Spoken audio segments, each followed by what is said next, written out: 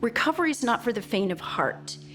It is not easy to walk in the steps of recovery. It takes courage, it takes endurance, strength, and it can be a very painful journey, and not a lot of people are made up to face their demons. In 1994, on my 27th birthday, I woke up from a what had been a three-day blackout, and I woke up with a sense of what they call incomprehensible demoralization.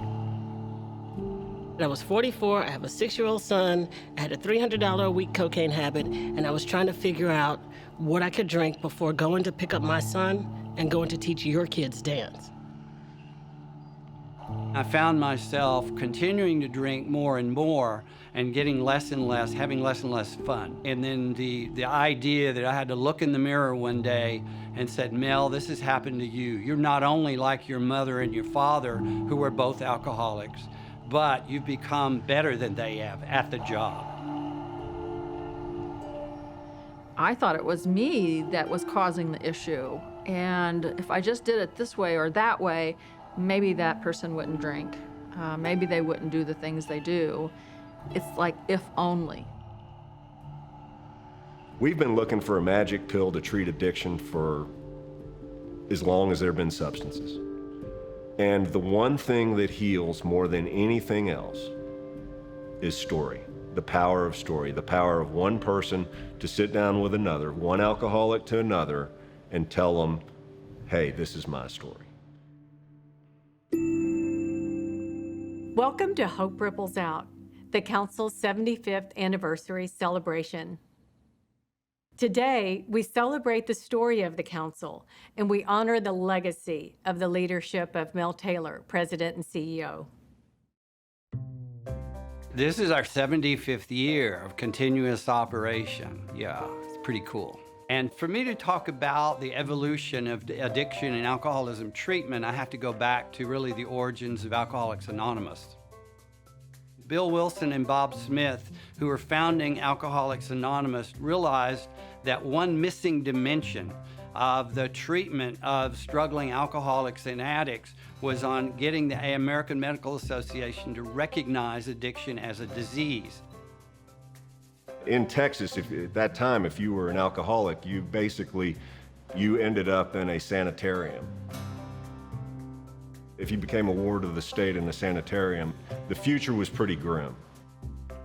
The treatment as late as 1950, primary treatment for alcoholism was electroshock therapy. It was like, we don't know what to do with these people, let's lock them up. Rather than, we don't know what to do with these people, let's help them find a cure, find a treatment for addiction. They were trying to get alcoholism identified as an actual disease by the American Medical Association, and they were trying to get hospitals around the country to start addressing it as such and admitting patients, because they didn't.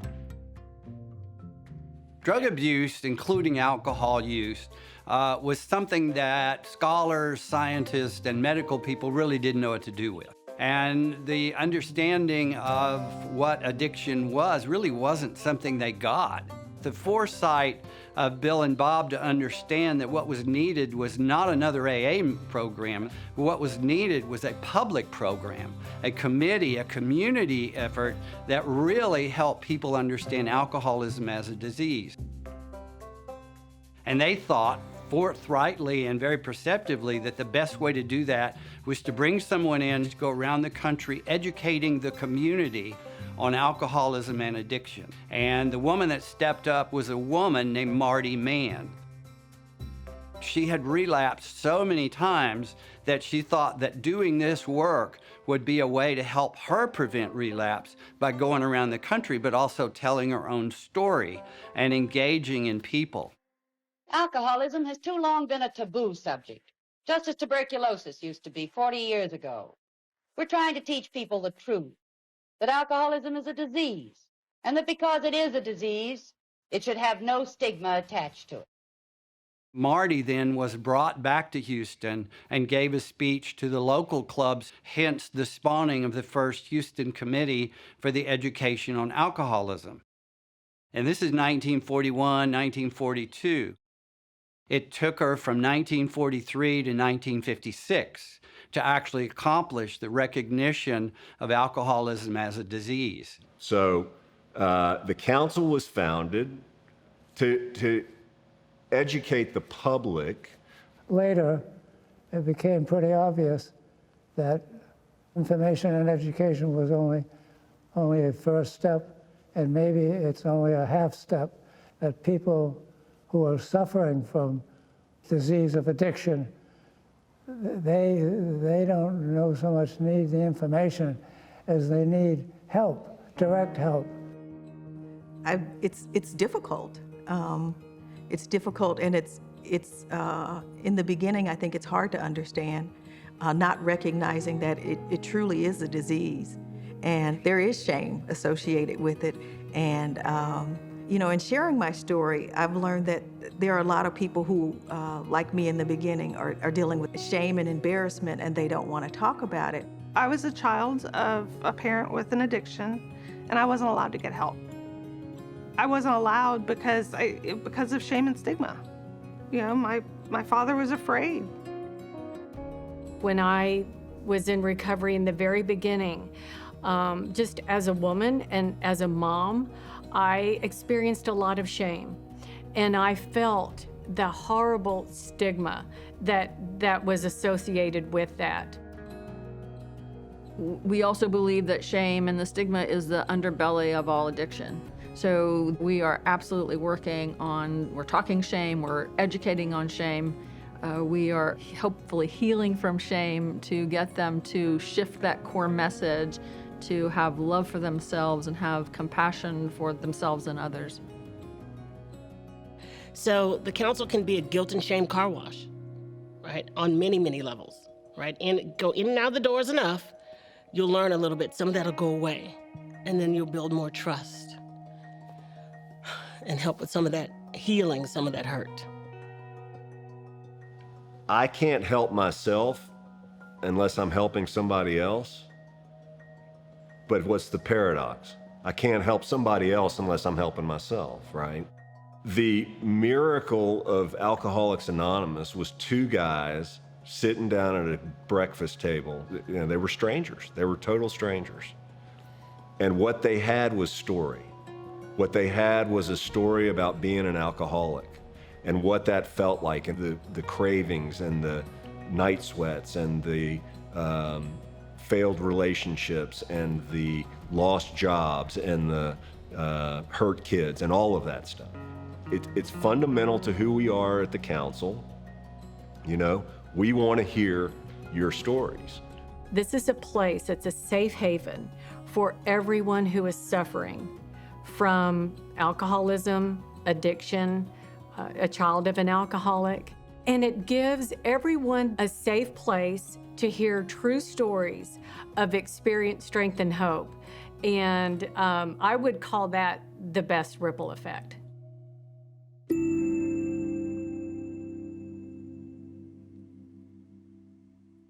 My story, which has really never been told publicly, my story, I remember 8 or 9 years old, and my parents would play bridge or poker. They had poker night, and there would be beer at the table, and after they would all leave, my brother and I would come up and drink the remaining beer.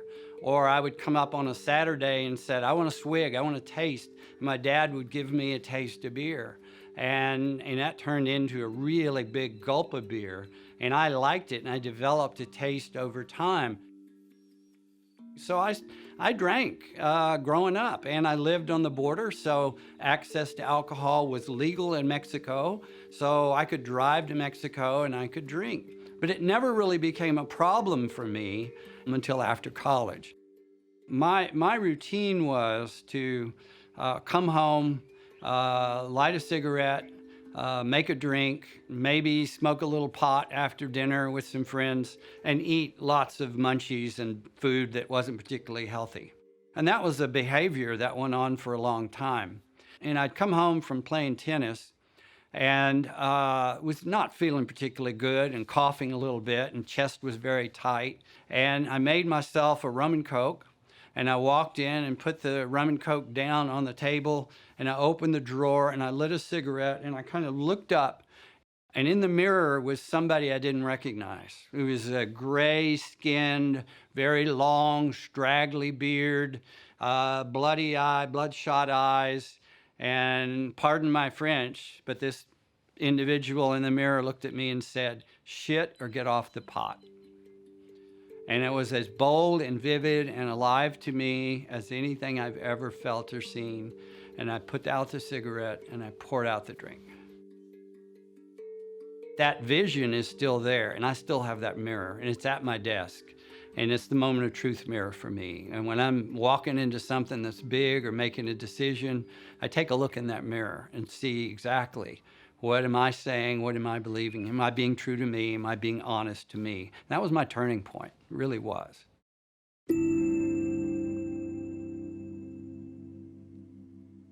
I think when you're dealing with these issues, you know, it's important to get a person and to be with a person in a place where they can begin to open up. What the challenge is, and I think what the council has done, is create a welcoming environment. The building was really built on a vision that was that this could be an oasis. And I walk into this place, I'm embraced by smiling faces. It's a place that says you can get help here. You know, when people walk in someplace, they deserve to feel warmth and respect. It was so impactful for me from the first meeting because then I was hooked. I walk into this meeting not knowing anything about the program, about the council, about the people, and I had just gotten off the golf course, so I had my cute little outfit on, and I walk in and I see people start to walk in. And of course, in my judgmental mind, I started sitting here saying, wait a minute, what could this person possibly have in common with me? Maybe I'm in the wrong place. And then I started to notice, wow, there's all different ages in here. Wow, there's people from all different countries in here. Surely I'm in the wrong place. Until the very first share that a person talked about, the light bulb goes off, and I'm almost holding my breath because here was a younger gentleman from a different country who was sharing the same exact feelings I had. It was the first time in my life where I felt like I have found my tribe. I have found my community, and it's diverse, and it's authentic, and it's vulnerable. And I said, yes, finally healing can really start to begin for me. And that was the first meeting. When I went to my first meeting, I loved it because it was all about me. At least that's what everybody said. So I thought it was great. And then at the end, they applauded, and I got to go up and get a chip. So I went, oh, I'm doing this tomorrow. This is awesome, right? Because everything in my brain was all about me. And I went the next day, and nobody applauded. I was like, what's going on? It wasn't about me anymore, right? And then the next couple meetings I went to, I heard this woman speak. And she said that she had guilt and shame because she was a mother. And I went, I honed into that because when I got sober, I was 44. I had a 6-year-old son, and that's where I was when I got here. So when that woman spoke about how she felt guilt and shame about being a horrible mother, that's what I related to, because I wasn't like anyone in the AA rooms. I was so special. But and I asked her to be my sponsor. And she just happened to be on the board of the council. And that's when she said, oh no, you will do this after we work the steps. She goes, oh no, you're gonna help other people. And if you don't know how, this is how you're gonna start, right? It was the best thing that ever happened to me. What we do is we try to help people who are suffering. We're not trying to do anything necessarily new, but we're just trying to do it better with compassion. The council tries to address all of the different things that go into changing behaviors, changing old patterns that we had no control over, changing familial systems that have been in place for generations. We carry our stuff all the way from great people all the way down. It's not named, it's not shown, but it has come up in behaviors, shame and secrets and blame, and all these things that we try to hide away are transgenerational.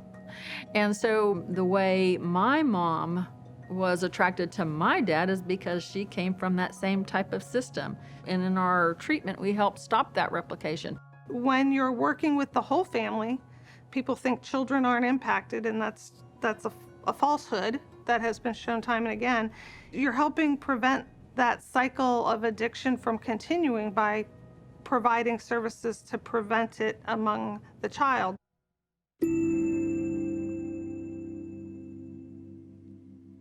If we can get to a child in their formative years, because they're taking notes, they're doing research, they're thinking about alcoholism and drug abuse. It's my story of learning to drink at my parents' bridge table, learning to drink when my dad giving me a sip of beer.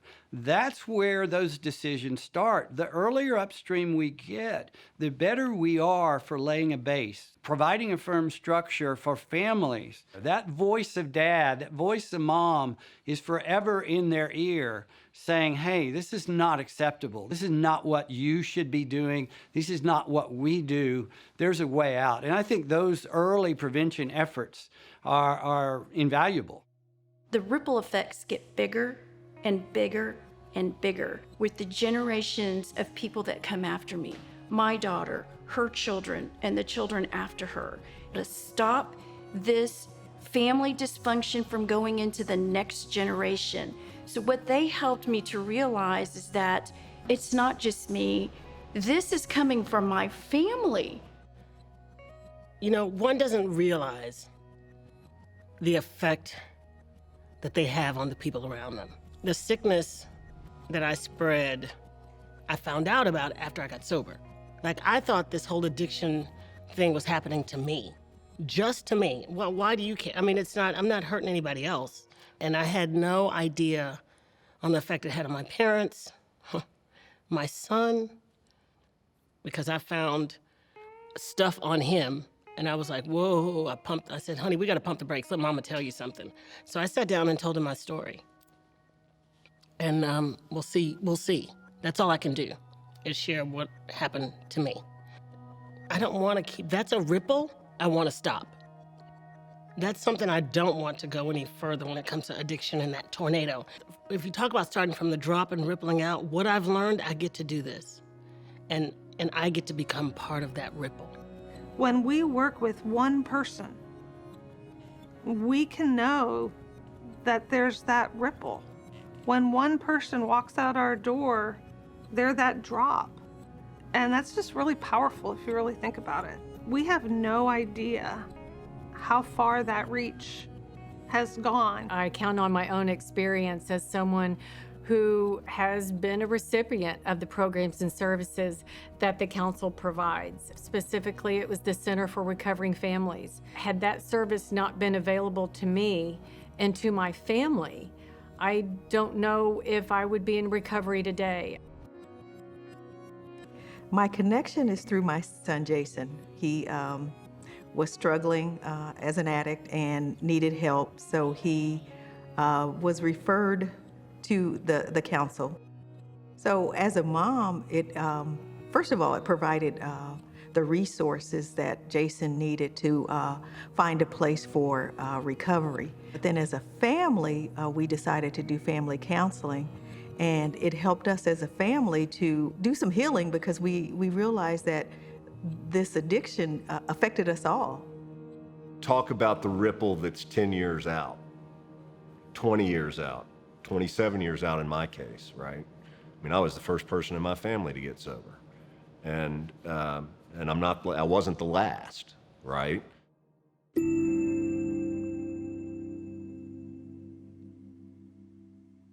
Until we start treating mental health and substance abuse concurrently, we're never going to be as effective as we could be in dealing with both issues.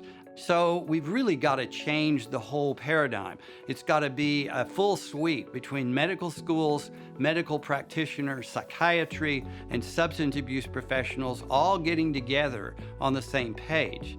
So to address that, we've just started the Center for Co-occurring Disorders, which is really designed to do three things. One is identify the problem and the scope of the problem. Two, to really begin to research how we can treat them co-dynamically, co-occurringly. And three, provide training to all of those groups. We have to learn to communicate differently. It can't be, nope, we're gonna talk this way and you're gonna act this way and we're not gonna meet in between. And I think we've really now found the part, we've pushed on many doors over the past 18 years. And I believe we finally pushed open a big one by working with Baylor College of Medicine and Harris Health.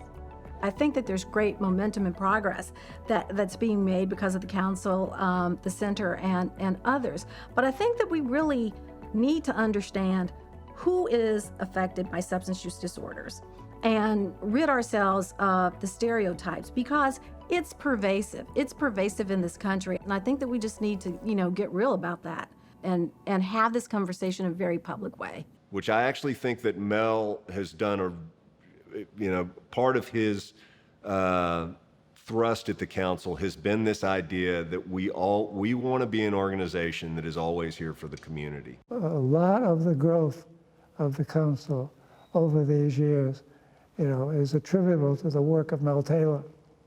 I mean, I don't think you can say enough about him.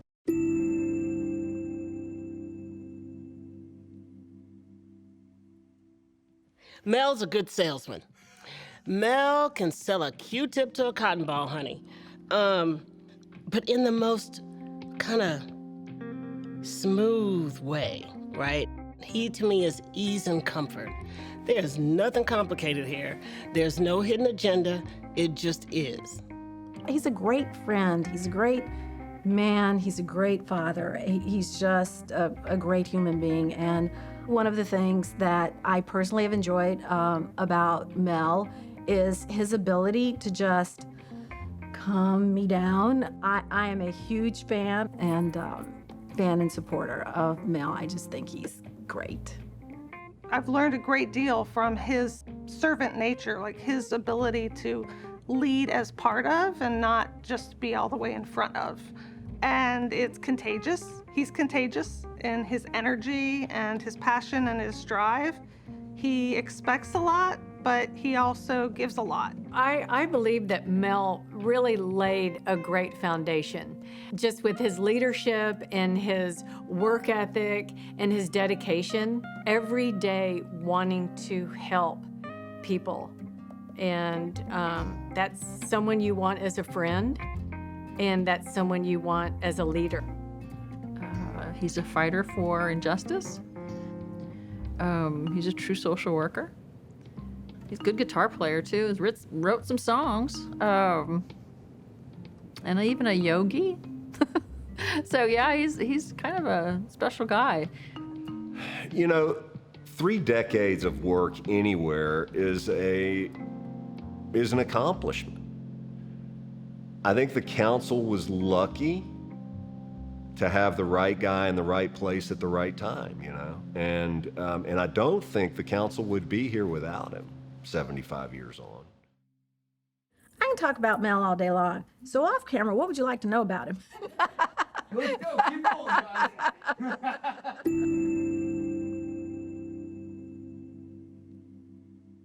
We're here today for a special reason. Mel is leaving us. We're 75, and we continue to need your support. I really want people to think about the impact of what their gift can have. When people are struggling with this problem, they're very alone. They're very isolated. When a wife or a husband is struggling with a loved one, a son's addiction, threats and fears of loss of life, there is no way to describe what those families are feeling. But what we want people to realize is that without their financial help, there is nowhere for them to go to get the kind of help that the council provides. I would ask people to consider these following things.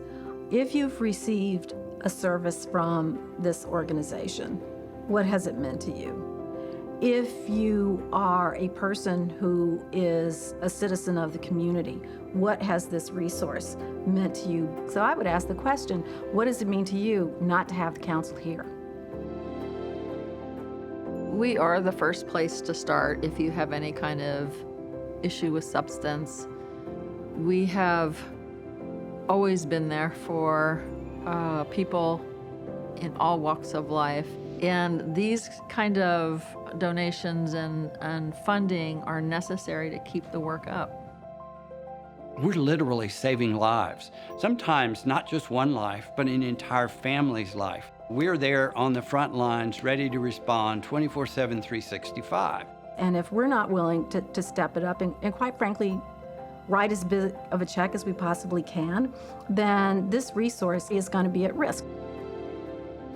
Well, it's really pretty simple. The bottom line is if we don't have people to support the council can't support people. We provide that help without turning anybody away. We don't charge a fee. Everything we do is on a sliding scale. Money is not our primary object because donors fill the gaps in our funding needs. People like you, people like others who say, I want to give back. You come to us for help, we're helping, period. And I think that's what the council does best, is help no matter what. Hear me that I am one of many voices that says thank you, that you invested in an organization that invested in me and that is impacting generations beyond me. I'm grateful for you investing in my life so that I can turn around and invest in somebody else's. So I want to say thank you to the people who've been there from the beginning, and I want to say thank you to those new people. We cannot do it without your help and without your support. You know, I've never really asked for money to individuals. I've always said, would ask you to consider, prayerfully consider a gift to the council so that other families don't have to experience that deep tragedy and deep loss. And that's why I'm so grateful to donors who allow us to continue to provide help without turning people away. That's why we exist. And as long as the council is here, we will continue never to turn people away. We invite you to continue the journey with us by making an investment in our future. Many of you know this as our green card appeal. Now is the time we ask you to thoughtfully and prayerfully consider giving. Your support today honors the past, and more importantly, it helps ensure a stronger council for decades to come. Please give. Give to honor Mel and his 28 years of ripples at the council, to honor his tireless dedication to our community. Give to secure the future of the council, to keep the ripples going. Give to make your own ripple of hope.